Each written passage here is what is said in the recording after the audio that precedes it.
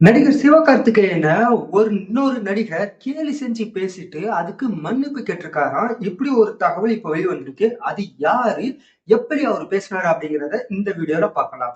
நடிகர் சிவகார்த்திகேயன் டிவில இருந்து வர ஆரம்பிச்சு இன்னைக்கு மிகப்பெரிய ஹீரோவா ஆஹ் தமிழ் சினிமால உருவெடுத்திருக்காரு. தமிழ் சினிமாங்கிறத விட ஒரு தேசிய அளவுல கூட ஒரு பேன் இண்டியா அளவுல கூட அவருடைய படம் அமரன் மிகப்பெரிய அளவுல சக்சஸா போயிட்டு இருக்குது. அந்த அளவுக்கு மிகப்பெரிய ஹீரோவா மாறி இருக்காரு.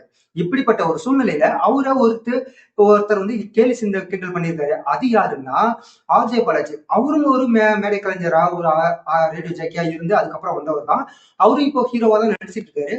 அவர் ஒரு மோக் நிகழ்ச்சியில கேலி செய்யக்கூடிய ஒரு மோக் நிகழ்ச்சியில கலந்துக்கிட்டு அவர் பேசும்போது இதுக்கு முன்னாடி சிவகார்த்திகேயன் ஸ்டேஜ்ல பேசின வீடியோவை அந்த காட்சிகளை அவர் வந்து மறுபடியும் நடிச்சு காட்டியிருக்காரு. அப்படி நடிச்சு காட்டும் போது கிண்டலா அவர் வந்து கிண்டல் பண்ற மாதிரி அந்த மோக் நிகழ்ச்சியில கேலி செய்யக்கூடிய நிகழ்ச்சியில அவர் அது மாதிரி பேசியிருந்திருக்காரு.